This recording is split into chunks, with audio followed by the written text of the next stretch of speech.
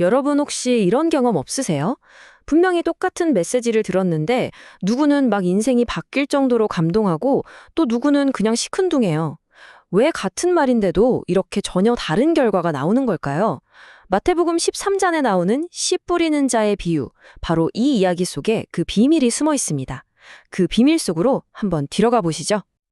자, 바로 이 질문, 이게 오늘 이야기의 핵심입니다. 교회에서나 아니면 어떤 강연에서 똑같은 설교나 메시지를 듣잖아요. 그런데 누구는 정말 인생이 바뀌고, 누구는 아무런 감흥도 없고, 또 누구는 그냥 듣는 순간 잊어버려요. 대체 왜 이런 차이가 생기는 걸까요? 놀랍게도 예수님은 이 질문에 대한 답을 아주 뜻밖의 이야기로 들려주십니다. 먼저 이 이야기가 시작된 그 배경부터 한번 살펴볼게요. 마태복음 13장에 보면요, 마치 영화의 한 장면 같아요. 한번 머릿속으로 그려보세요. 예수님의 말씀을 들으려고 갈릴리 바닷가로 어마어마한 인파가 몰려든 거예요. 사람이 너무 많아서 정말 발 디딜 틈도 없었던 거죠. 그래서 예수님은 배에 살짝 올라타시고 사람들은 해변에 서서 그분을 바라보는 아주 특별한 무대가 만들어집니다. 바로 여기서 오늘 우리가 나눌 비유가 시작돼요. 예수님이 들려주신 이야기는 사실 아주 평범해요. 한 농부가 밭에 씨를 뿌리는 그런 이야기죠. 그런데 말이죠. 이 평범한 이야기 속에 정말 깊은 의미가 숨어 있습니다. 네 가지 서로 다른 결과가 나오거든요. 자, 하나씩 자세히 들여다볼까요? 첫 번째 씨앗부터 볼까요? 이건요, 단단하게 굳어버린 길가에 툭 떨어져요. 흙 속으로 들어갈 수가 없으니까 어떻게 되겠어요? 맞아요. 새들이 휙 날아와서 그냥 낼름 먹어버리죠. 예수님은 이게 바로 말씀을 들어도 전혀 깨닫지 못하는 꽉 닫히고 굳어버린 마음이라고 설명하셨어요. 자, 두 번째는 돌밭이에요. 여긴 흙이 얕으니까 와, 싹은 진짜 빨리 나요. 누구보다 먼저요. 그런데 문제는 뭐냐? 뿌리를 깊게 내릴 수가 없는 거죠. 그래서 뜨거운 해가 쨍쨍 내리쬐니까 그냥 금방 시들어 죽어버려요. 이게 바로 처음엔 막다겁게 반응하는데 막상 어려움이 닥치면 쉽게 무너져 버리는 그런 얕은 믿음을 말하는 겁니다. 세 번째 씨앗은 가시덤불 사이에 떨어졌네요. 자라기는 자라요. 그런데 주변에 막 빽빽한 가시덤불이 같이 자라면서 햇빛도 막고 영양분도 뺏어가고 결국 기운이 막혀서 열매를 하나도 맺지 못하는 거죠. 이 가시덤불이 뭘까요? 바로 세상 걱정, 돈에 대한 욕심, 이런 것들이에요. 말씀의 씨앗이 우리 마음에 심겨도 이런 것들 때문에 숨이 막혀서 자라지 못하는 상태를 보여주는 거죠. 자, 드디어 마지막 네 번째 씨앗입니다. 이 씨앗은요, 마침내 좋은 땅에 떨어집니다. 이 땅은 씨앗을 정말 잘 받아줘서 뿌리도 깊이 내릴 수 있게 해주죠. 예수님은 이런 마음을 가리켜서 말씀을 듣고 깨닫는 마음이라고 하셨어요. 그리고 그 결과는요, 와, 진짜 놀랍습니다. 무려 30배, 60배, 100배의 열매를 맺는데요. 자, 보세요. 이렇게 표로 정리하니까 한눈에 딱 들어오죠? 길 가는 마음이 굳어서 돌밭은 뿌리가 없어서 가시 떨기는 세상 걱정 때문에 다 실패했어요. 결국 오직 좋은 땅만이 열매를 맺었죠. 그러니까 핵심은 뭐였던 거예요? 바로 마음밭의 상태였던 겁니다. 그런데 여기서 이야기가 한번 전환됩니다. 제자들이 예수님께 정말 중요한 질문을 하거든요. 아니, 예수님, 왜 이렇게 어렵게 비유로 말씀하세요? 사실 우리도 좀 궁금하잖아요. 그쵸? 그냥 딱 부러지게 설명해 주시면 더 쉬울 텐데 말이죠. 바로 이 질문에 비유를 사용하신 진짜 이유가 숨어 있습니다.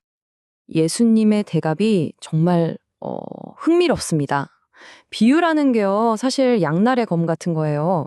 진리를 정말 간절하게 찾는 사람에게는 그 의미가 활짝 열리면서 더 선명하게 보이지만 반대로 마음이 닫힌 사람에게는 오히려 그 진리가 감춰지는 역할을 한다는 거죠. 뭐랄까, 일종의 영적인 필터라고 할 수 있겠네요. 예수님은 여기서 구약의 이세야 선지자 말을 인용하면서 이 점을 더 확실하게 말씀하세요. 저들이 보기는 보아도 알지 못하고 듣기는 들어도 깨닫지 못한다. 바로 이 영적인 무감각 상태를 비유가 거울처럼 딱 비춰준다는 겁니다. 자, 그럼 이 비유가 그냥 우리 마음밭이나 잘 가꿉시다 하는 교훈으로 끝나는 걸까요? 아니요, 절대 그렇지 않습니다. 한 걸음 더 깊이 들어가 보면 이 이야기의 진짜 주인공은 따로 있거든요. 바로 예수 그리스도이십니다. 이제 이 이야기의 진짜 주인공들을 한번 만나보죠. 먼저 씨앗이 뭘까요? 농부가 뿌린 이 씨앗. 이건 그냥 좋은 교훈 정도가 아니에요. 바로 하나님 나라의 말씀, 복음 그 자체를 말하는 겁니다. 생명을 만들어내고 사람을 변화시키는 힘을 가진 바로 그 말씀이요. 그러면 이 귀한 씨앗을 뿌리는 농부, 즉 씨 뿌리는 자는 누구일까요? 네, 바로 예수 그리스도 자신입니다. 예수님은 이 땅이 좋은 땅인지 나쁜 땅인지 가리지 않으세요. 모든 곳에 아낌없이 하나님 나라의 말씀을 뿌리시는 거죠. 이렇게 보면 비유의 의미가 완전히 새롭게 보이지 않으세요? 이 이야기는 단순히 내 마음은 어떤 밭일까 자책하라는 이야기가 아니에요. 그보다 훨씬 더 큰 그림을 보여주는 거죠. 바로 씨 뿌리는 분이신 예수님께서 당신의 나라를 어떻게 만들어 가시는지에 대한 위대한 선포입니다. 보세요. 길가에도 돌밭에도 가지떨기에도 씨가 떨어져요. 실패처럼 보이죠.